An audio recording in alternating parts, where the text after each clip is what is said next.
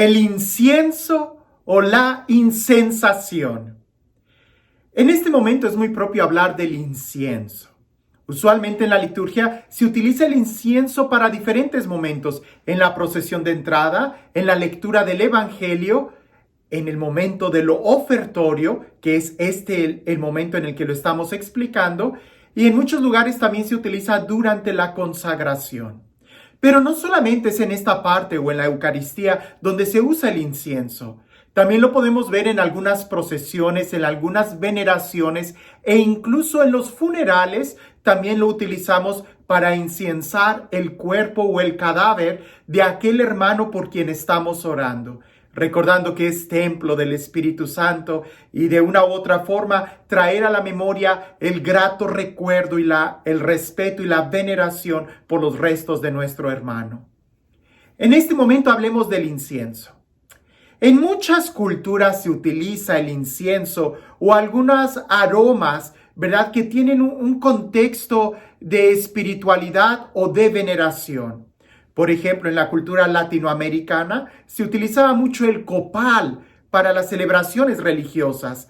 En el Imperio Romano se utilizaba el incienso incluso para el César. Pero nosotros lo utilizamos en la liturgia en sus raíces bíblicas y propiamente en la tradición del pueblo de Israel.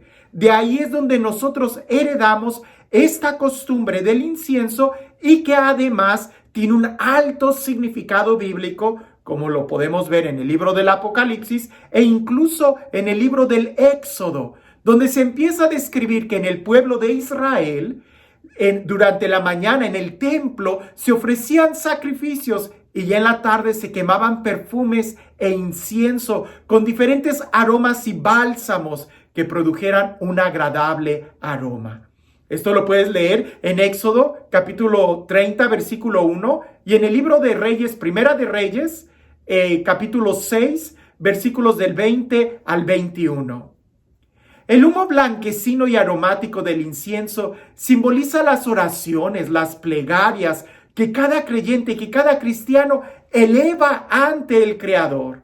Así es como lo recuerdan los salmos, cuando dice, por ejemplo, el Salmo 141, versículo 2, suba ante ti mi oración como incienso, el alzar de mis manos como oblación de la tarde.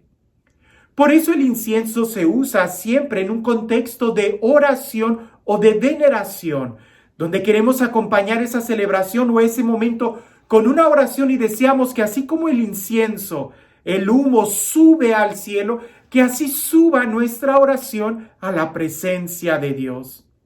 Incluso esa es la idea en la que se inspira el libro del Apocalipsis al describir esa humareada que asciende desde el altar de los perfumes, al decirnos que se encuentra que en la presencia de Dios hay copas de oro llenas de perfumes, que son las oraciones de los santos.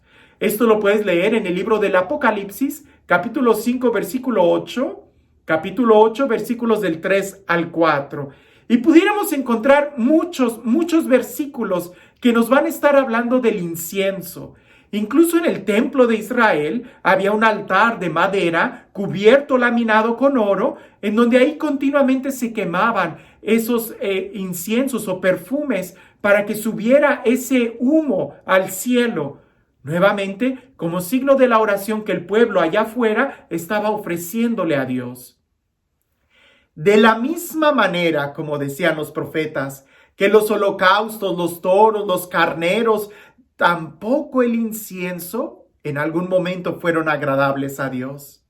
Por eso cuando las manos de los que ofrecían estaban manchadas de sangre y de injusticia, lo podemos leer en Isaías capítulo 1 versículo 13 y en Jeremías capítulo 6 versículo 20, en ese momento cuando los que ofrecían el incienso tenían pecado en sus manos, Dios promete que Él va a suscitar un sacrificio de incienso, una oblación pura que se habría de ofrecer en toda la tierra, desde el oriente hasta el ocaso.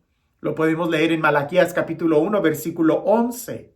Entonces, aunque era una actividad que el pueblo de Israel realizaba en el templo, también Dios la encontró desagradable en algún momento, pero también promete que un día Él mismo va a proveer de un incienso que se ofrecerá en toda la tierra. Entonces también el incienso, así como el verdadero sacrificio, ya no de toros y animales, sino del mismo Hijo de Dios, es una promesa para nosotros. Bueno, pues el incienso también simboliza y significa esa promesa que ha llegado a nosotros. La liturgia cristiana heredó el uso del incienso de la cultura de los israelitas. Lo podemos leer, por ejemplo, en 2 de Corintios capítulo 26, versículo 18, y en Lucas capítulo 1, versículo 19. También podemos decir que aunque en la liturgia no es obligatorio el uso del incienso, sí suele usarse, sobre todo en aquellas celebraciones que queremos destacar con alguna devoción particular. Quiero subrayar esto. No porque le pongas mucho incienso a la celebración va a ser más o menos importante que aquella que no lo tiene o que aquella a la que le pongamos mucho. El incienso es solamente algo externo que simboliza lo que nosotros queremos poner en una actitud interior.